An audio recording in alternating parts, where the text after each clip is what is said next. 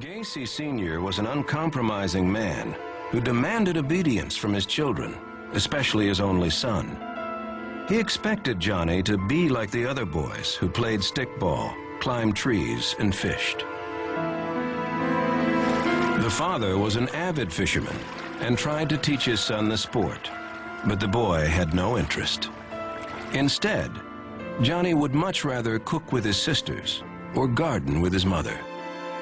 When he wanted to work on flower beds that he put in around the house, it was like, you know, the sissy thing to do.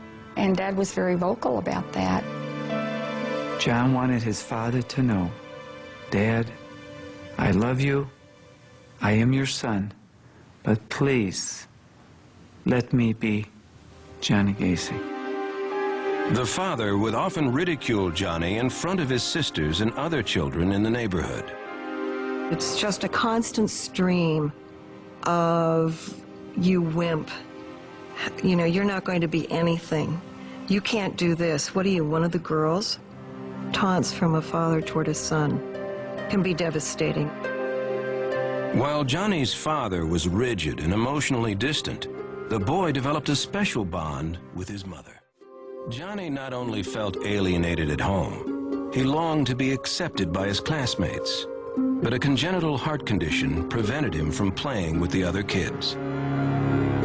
I was wrestling around with some older kids, and I passed out, and I remained unconscious for about 10 or 15 minutes. We went to the doctor, and they said I had an enlarged bottleneck heart. So I was more or less like a sickly kid. Gacy's father expressed no sympathy for his son and saw the heart condition as one more failure. He pressured the boy to do well in school. Johnny disappointed his father even more when he fell behind in his studies because he was at home sick so often. In 1954, when he was 12, Johnny made his first real attempt at fitting in with the other boys when he joined the Boy Scouts. He earned merit badges in wilderness survival and campfire cooking. But despite his sense of belonging and achievement, Johnny knew he was different from the rest of the troop. The only other person who recognized this was his best friend, Barry Bushelli. One afternoon, while playing in his bedroom, Johnny shared a secret with his friend. Johnny had his mother's silk panties and bra sitting in a bag in his closet. I was astounded. I said, Johnny, what are you doing with those things? And he said to me, he said, I wonder if I ever dressed up as a woman, how I would look. Young Gacy was deeply confused about his sexuality, but there was no one to help him, so he buried his secret deep inside. By the time he entered high school, the young man had learned to hide his confusion. John dated several girls and attended school dances with them, but neither his grades nor his health improved. Couldn't get along with my father.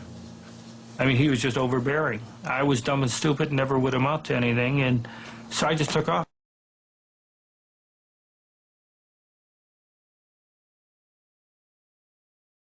To the end, John Wayne Gacy proclaimed his innocence.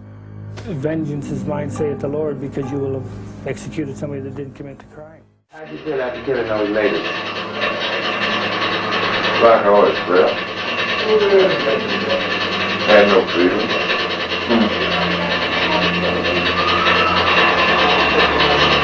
Then if I felt sorry or anything, no.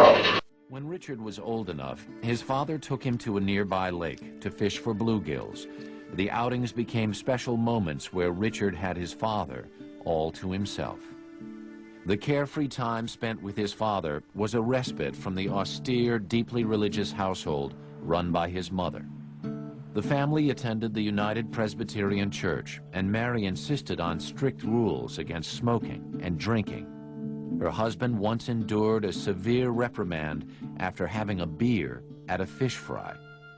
In 1947, Richard lost the light-hearted influence of his father when Benjamin died of a sudden heart attack. The 6-year-old was devastated. His elementary school classmates noticed changes in his behavior. Richard began whining and eating crayons, acting more like a toddler than a second grader to get extra attention from his teachers. We were watching a movie, and I happened to glance back and notice the teacher with Richard Speck sitting on her lap. I asked her, "Why was Richard sitting on your lap?" And she replied, "Oh, Richard Speck was acting like such a big baby, I couldn't think of any better place to put him." At home, Richard was spoiled by his older sisters, but received little comfort from his destitute, widowed mother. Soon after Benjamin's death, a traveling insurance salesman named Carl Lindbergh began courting Mary Speck. Their marriage in 1950 solved Mary's financial problems, but Lindbergh was the exact opposite of Richard's sober, hard-working father. He had a criminal record that included arrest for forgery and drunk driving. 8 months after Richard's mother remarried, the couple picked up and moved to Dallas with Richard and his younger sister, Carolyn. 9-year-old Richard deeply resented his mother's decision to remarry and relocate, and he let it show. Years later in prison, Speck would recall that the disruption in his family life made it easy for him to reject his strict religious upbringing. Preacher says, "Oh, we got a new bassist in here. Well, we're going to give you a privilege to pick out 3 hymns." I stood up and said, "I want him, him, and him." They kicked me out of church. It wasn't long before his stepfather wanted to kick Richard out of the house. He would get drunk, call Richard a gutter rat, and tell him he couldn't stand the sight of him. To get back at Lindbergh, Richard would break into his liquor cabinet, have his fill, and disappear from the house. By the time he was 15, Richard was getting drunk nearly every day. He dropped out of school and began hanging around with a tough crowd of older teens who introduced him to marijuana, pills, and the basics of crime. Richard started carrying a switchblade and learned how to use it to pick window locks. He also learned about sex, mostly one-night stands with the older girls in his crowd and prostitutes. He began to develop contempt for any woman he considered easy. By the age of 20, Richard was a known petty criminal. He had a long list of misdemeanors, drunk and disorderly conduct, indecent exposure, and shoplifting.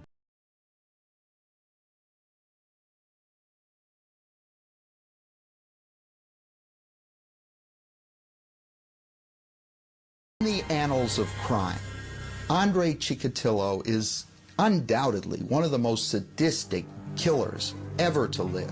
And he got away with murder for more than 12 years. What would cause a person to slip over that line and become a serial offender of any kind?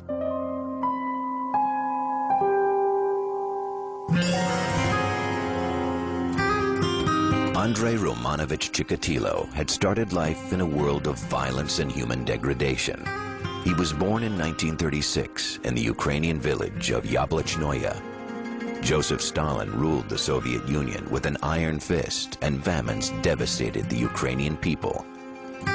There were serious food shortages in Ukraine, partly as a result of the devastation of the war, and partly as a result of the agricultural policies of the Stalin-era Soviet Union. Under the banner of collectivism, Stalin forced peasant farmers to deliver their entire crops to the state for nationwide distribution.